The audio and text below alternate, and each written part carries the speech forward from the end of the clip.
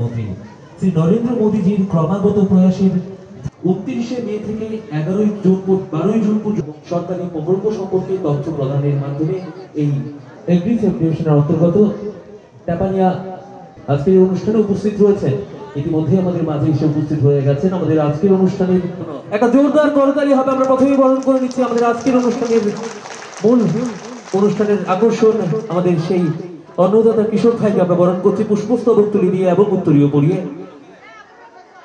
বিকশিত কৃষি সংকল্প অভিযান আমরা এক এক করে এবারে বরণ করে নেব। আমাদের আজকের এই অনুষ্ঠান মঞ্চে উদয়পুর পৌর পরিষদ শ্রী শীতল চন্দ্র মজুমদার মহোদয়, কৃষক কল্যাণ দপ্তর ত্রিপুরা সরকার শ্রী রতন লাল নাথ মহোদয়কে সমৃদ্ধ সচ্ছলতা আর নির্ভরশীলতার অঙ্গীকার এই স্লোগানকে সামনে নিয়ে বিকশিত কৃষি সংকল্প অভিযান অভিষেক জিতেন্দ্র মজুমদার মহোদয়কে আমরা বরণ করে নিচ্ছি আজকের এই অনুষ্ঠানে পুষ্পস্তবক তুলে দিয়ে এবং উত্তরীয় পরিয়ে। বিকশিত কৃষি সংকল্প অভিযান আমরা এরপর বরণ করে নেব মাননীয় জেলা সভাধিপতি গোমতী জেলা পরিষদ, মাননীয় সমৃদ্ধ সচ্ছলতা আর আত্মনির্ভরতার অঙ্গীকার নিয়ে আজকের বিকশিত কৃষি সংকল্প অভিযান এবারে বরণ করব মাননীয় জেলা সভাধিপতি গোমতী জেলা পরিষদ দেবল দেব রায় মহোদয়কে। আমরা প্রত্যেকে মিলে করতালির মাধ্যমে অনুষ্ঠান মঞ্চে স্বাগত জানাবো। আমরা অনুষ্ঠান মঞ্চে বরণ করব আমাদের সকল সম্মানিত অতিথিবর্গদের পুষ্পস্তবক তুলে দিয়ে উত্তরীয় পরিয়ে আমরা বরণ করে নিচ্ছি। আমরা এরপর বরণ করে নেব আমাদের আজকের এই অনুষ্ঠানের সম্মানিত অতিথি তথা এরপরে এক এক করে অনুষ্ঠান মঞ্চে বরণ করে নেব আমাদের আজকের এই অনুষ্ঠানে উপস্থিত। আমরা আনন্দ ঘন অনুষ্ঠান আমাদের অনুষ্ঠান মঞ্চে আকাশ ছোঁয়া অতিথিরা তাদের মূল্যবান মেনে নিয়ে আমরা শুরু করছি আজকের এই মূল অনুষ্ঠান পর্ব। সকলে মিলে জোরদার করতালির মাধ্যমে আজকের এই অনুষ্ঠানটি ঐতিহাসিক করে রাখবেন।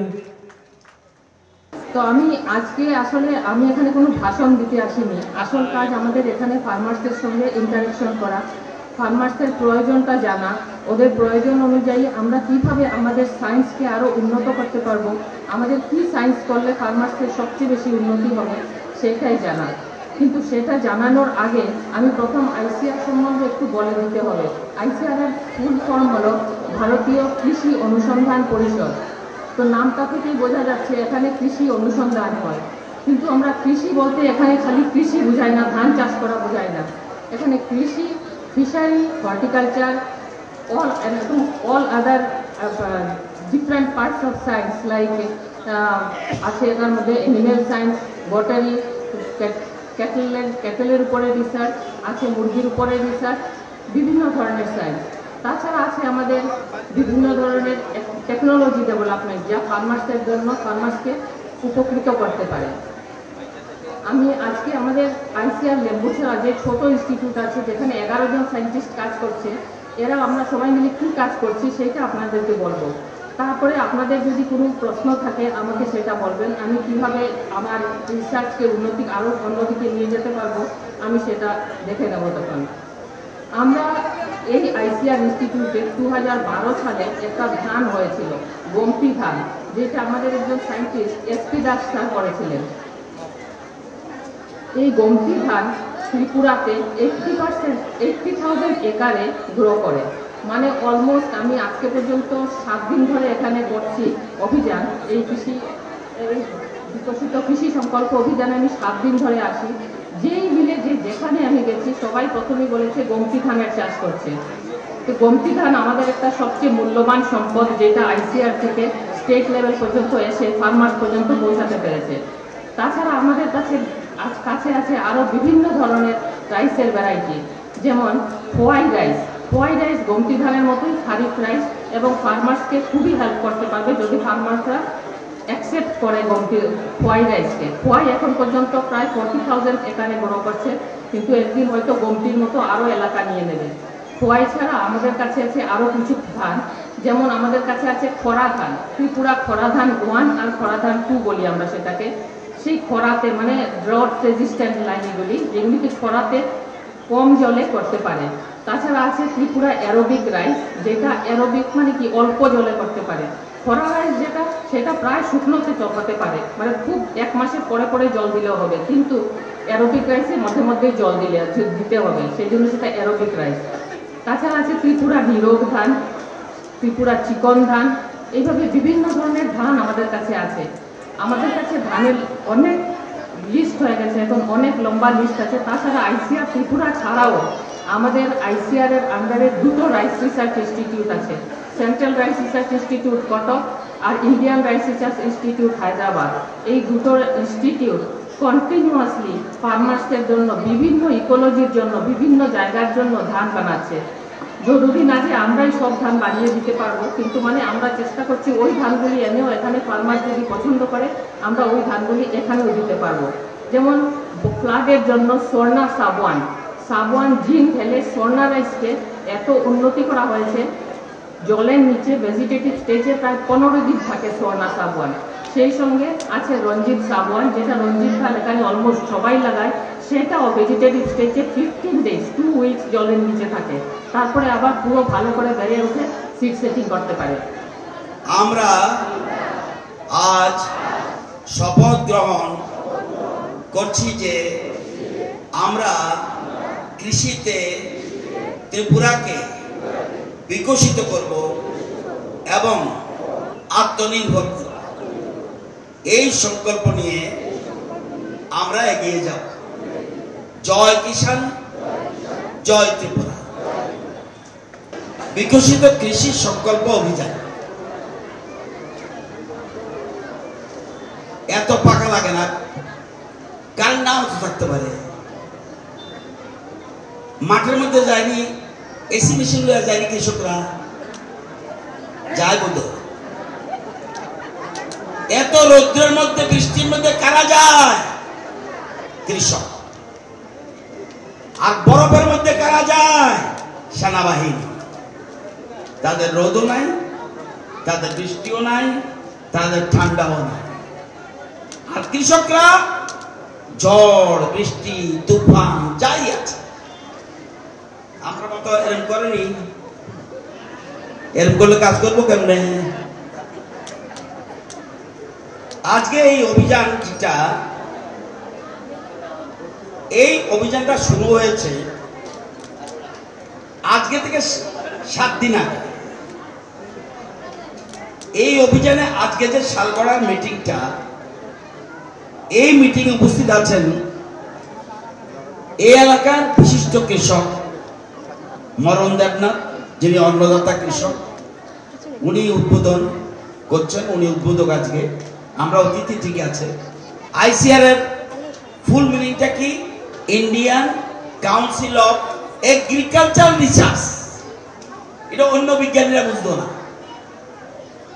এগ্রিকালচারাল রিসার্চ শুধুমাত্র তাদের কাজ কৃষি। কৃষি মানে কি?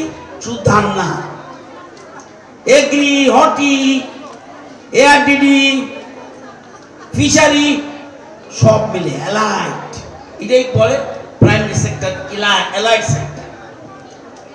আর কেবিকে মানে কৃষি বিজ্ঞান কেন্দ্র। এরকম ত্রিপুরাতে 8টা কেবিকে আছে। আগে সেভাবে তাদের কাজে লাগানো হয়নি, তারা রিসার্চ করছে। ধান যদি জলের তলে চলে যায়, 15-20 দিন থাকতে হইব, তখন ধানটা টিকবো নি। এবং তাইলে কোন ধান লাগানি আমি করতে পারবনি, তারা করতে পারবে। কোন আলু লাগাইলে বেশি আলু হবে, তারা গবেষণা করবে।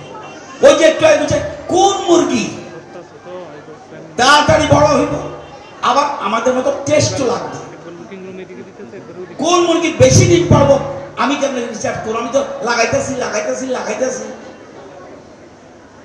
সব গবেষণা প্রধানমন্ত্রী বলছে। ল্যাবরেটরিতে আমরা যারা বিজ্ঞানী আছেন, যারা কৃষি নিয়ে রিসার্চ করেন, তারা এখন মাঠে যান না।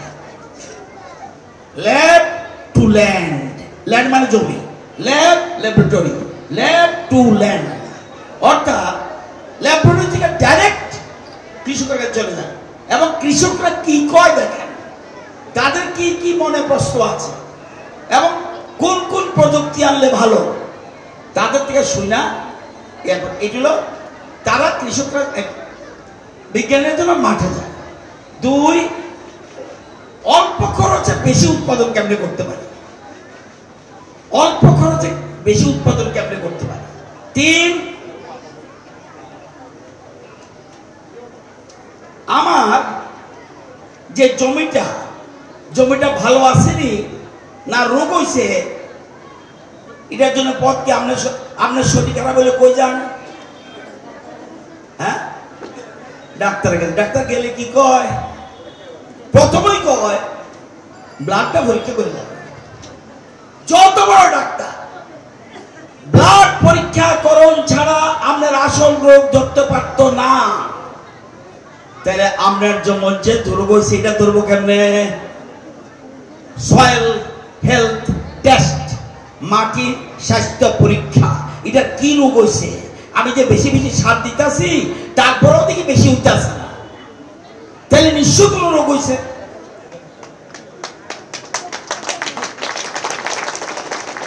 তো তুমি এত স্মার্ট কেন ডেভেলপ থাকতাম না আমার মতো? হাতে চেয়ারম্যান আইনগো, পঞ্চায়েত সমিতির চেয়ারপারসন, নারকেল চারা, আমার চারা, লেবুর চারা, কাঁঠা, নারকেল, আম,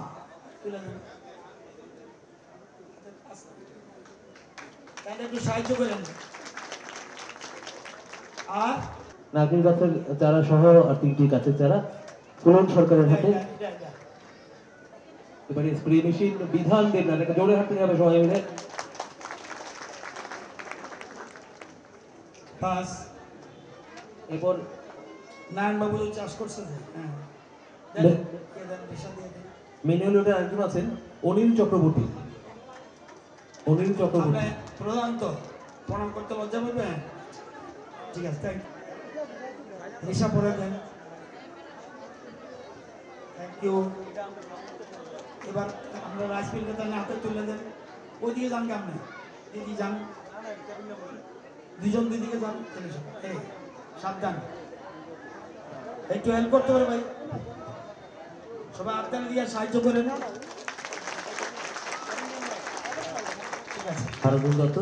নমস্কার, আমার নাম অভিজিৎ মজুমদার, আমি ছাতারিয়া পঞ্চায়েতের বাসিন্দা। হ্যাঁ, আমি কৃষির সঙ্গে আমি এখন কারকল, পটল আর শশা করছি। আমার আনুমানিক কারকলে মানে আমার টোটালি খরচ ধরেন না 80-র মতো গেছে আর কি। 80,000 টাকার মতো গেছে। না, বার্ষিক না, শুধু বর্ষা সিজনে যে ফসলটা এটা 80,000 টাকার মতো খরচ গেছে। আমার এই পর্যন্ত ধরেন এটা তো চলতে আছে মে মাস পর্যন্ত আমার মোটামুটি 2 লাখ সামথিং বিক্রি হয়েছে। আমি ফার্স্ট কারকল নামাইছি, আমি 250-300 টাকা করে আমি কারকল বিক্রি করছি। আমি গোকুলপুর বাজারে। আমি সরকার থেকে খুব ভালোই সাহায্য পাইছি, যেমন সারের দিক দিয়া আমি যেমন টাইম মতো আমি যেমন ইউরিয়া মার্কেটে পাই না, তখন আমরা ডিপার্টমেন্ট থেকে আমরা ইউরিয়া আনতে পারতেছি কম রেটে। প্লাস টেপানিয়া কৃষি সাব ডিভিশন যেটা, এটা আমরা খুব হেল্প করতেছে। আমরা বিশেষ করে আমরা ছাতারিয়া পঞ্চায়েতের আন্ডারে যে কৃষি জমি আছে, আমরা টেপানিয়া কৃষি সাব ডিভিশন বহুত, যেমন জলের ক্ষেত্রে গিয়া এলআইডি মেশিনের ক্ষেত্রে গিয়া বহুত আমরা হেল্প পাইতেছি।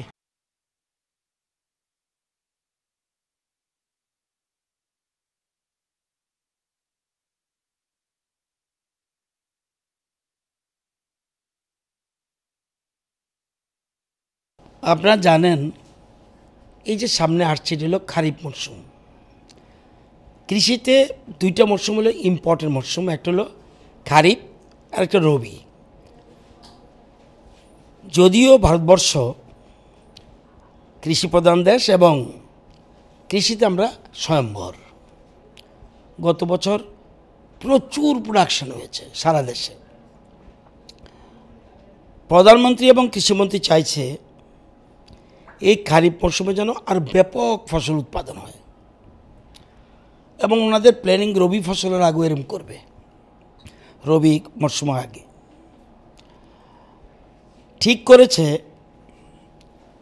আমাদের যে কৃষি বিজ্ঞানীরা আছে ICAR এবং KVK-তে, তারা গবেষণা করে কখন কি বীজ, নতুন নতুন বীজ দেওয়া উচিত, মার্কেটে ছাড়া উচিত, কোন মরশুমে কোন ওয়েদারে কি করা উচিত, এবং কোন মুরগি চাষ করলে বেশি উৎপাদন হবে, বেশি ডিম পাড়বে এবং মাংস বেশি হবে অল্প কয়দিনে, কোন শুয়ারটা পালন করলে বেশি প্রোডাকশন হবে, এবং মাছ,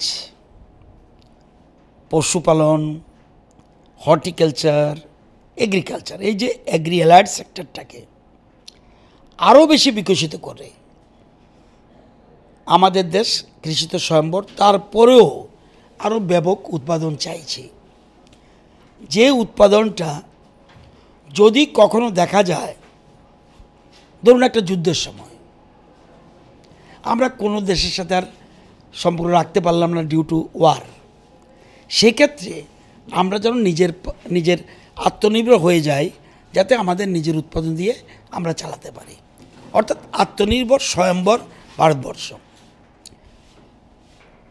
এবং কৃষি বিজ্ঞানীরা যা নতুন নতুন ল্যাবরেটরিতে রিসার্চ করছে, তাদেরকে ল্যাবরেটরি থেকে ল্যান্ডে নিয়ে যাওয়া, জমিতে গিয়ে তারা দেখা যে পাবলিক এগ্রিকালচার যারা ফার্মার তারা কি কি ফেস করছে, কি কি সমস্যা, তাদের সমস্যা শুনে বিজ্ঞানীরা যেন রিসার্চ করে নতুন কিছু তারা মার্কেটে রিলিজ করতে পারে। এটা হলো একটা জিনিস। এবং অল্প খরচে বেশি উৎপাদন কিভাবে, অল্প দিনে বেশি উৎপাদন, অল্প খরচে বেশি উৎপাদন এবং প্রশিক্ষণ। তাহলে প্রযুক্তি এবং প্রশিক্ষণ এই দুইটাকে মানুষের কাছে নিয়ে যাওয়া। থার্ড আর একটা জিনিস, কেন্দ্রীয় সরকার যে প্রকল্পগুলি চালু করেছে এবং রাজ্য সরকার যে প্রকল্প আছে, এটা কৃষকদের জানানো। কৃষকরা অনেক কিছুই জানে না, যেমন পেঁয়াজের চাষ মনে হবে ত্রিপুরা পেঁয়াজ বুঝি হয় না, আমরা যদি মহারাষ্ট্রের পেঁয়াজ না আসে বোধহয় চলে না, এটা ঠিক না। আমাদের কৃষি বিজ্ঞানীরা দেখছে যে আমাদের সাদা এবং লাল পেঁয়াজ খুব ভালো হয় এবং এটা অর্থকরী ফসলও। তো এই যে আমরা সরকারি সাহায্য করছি পেঁয়াজ করার ক্ষেত্রে, পাম অয়েলের ক্ষেত্রে, আমরা দেশ কৃষিতে, ডিমে, দুধে, মাছে স্বয়ম্বর হলেও যাতে আমাদের ভোজ্য তেলে আমরা স্বয়ম্বর না, ভোজ্য তেল বিরাট একটা অংশ বাইরে থেকে আনতে হয়। সেই জন্য বলছে সাউথ ইন্ডিয়া এবং নর্থ ইস্টার্ন মানে উত্তর পূর্বাঞ্চল পাম অয়েলের জন্য খুব ভালো জায়গা, সার্ভে করে দেখেছে এবং এই জন্য জোর দিয়েছে এবং বলছে যত সাহায্য লাগে সরকার দেবে। আমরা ফ্রিতে চারা দিচ্ছি, আমরা গর্ত করার জন্য পয়সা দিচ্ছি, আমরা ফেন্সিং দেওয়ার জন্য পয়সা দিচ্ছি, আমরা এই যে জঙ্গল কাটিং করবে এটার জন্য পয়সা দিচ্ছি, 4.5 বছর পর্যন্ত অপেক্ষা করতে হবে সেই জন্য আলাদা কিছু চাষ করলে এর জন্য পয়সা দিচ্ছি, এবং আপনার রাবারের জন্য অপেক্ষা করতে হয় 7.5 বছর, এটা 4.5 বছরের মধ্যে প্রোডাকশন এবং সিকিউরড রেট। রাবারের ক্ষেত্রে আন্তর্জাতিক বাজারের কারণে উঠানামা করে রেট, কখনো ফল করে কখনো উঠে, এটা ফল করতে পারবে না, শিডিউল রেট করে দিয়েছে দেশের সরকার, উপরে যেতে পারবে নিচে নামতে পারবে না, এতে যারা চাষি তাদের লাভবান হবে। এবং এর মধ্যে আমাদের যে 1 ফুটও ছিল না, একটু পাম অয়েলের চাষ ছিল না, আমরা এর মধ্যেই 2000 হেক্টরের উপরে নিয়ে গেছি এবং আমাদের টার্গেট আরও বেশি। তো এই এবং কি আমরা হেল্প করছি, এই যে কৃষক সম্মান নিধির টাকা দিচ্ছি এবং কোন কোন প্রকল্পের কি, তরমুজ চাষ করলে সরকারি উদ্যোগে তরমুজ চাষ করলে তাকে কি সাহায্য করছি, নারকেল বাগান করলে, নতুন বাগান করলে কী সাহায্য করছি, পুরান বাগান থাকলে কেটে দিয়ে কাটার খরচ পর্যন্ত আমরা দিচ্ছি, এরকম বিভিন্ন বিষয়। এবং সুগন্ধি চাল করলে আমরা পয়সা দিচ্ছি, শুয়োর পালন করলে পয়সা দিচ্ছি সরকারি উদ্যোগে। এবং আমরা যেমন ফুল চাষে আমরা আগে কিছুই ছিল না, মাত্র 10 to 12% প্রোডাকশন হতো আমাদের রাজ্যে। গত 7 বছরে এটা হয়ে গেছে প্রায় 45% প্রোডাকশান। এখন আমরা সম্পূর্ণ আমরা প্রোটেক্টেড যে আমাদের স্ট্রাকচার আছে এটা 7/500টা দিয়েছি, এবং কাউকে 5 লক্ষ টাকা, কাউকে 6 লক্ষ টাকা, কাউকে 7 লক্ষ টাকা দিচ্ছি। ফুলের চাষ জারবেরা থেকে আরম্ভ করে অর্কিড, বিভিন্ন ফুলের চাষ করছে এবং এতে রোজগার হচ্ছে। তো এগুলির জন্য আমরা পয়সা দিচ্ছি, এগুলি জানানো যেন আগে এই জিনিসগুলি হতো না। তো সরকারের যে স্কিমগুলি এগুলি মাঠে নিলে মানুষ জানবে, এই জানার জন্যই এই যে আমরা সংকল্প অভিযান শুরু করেছি।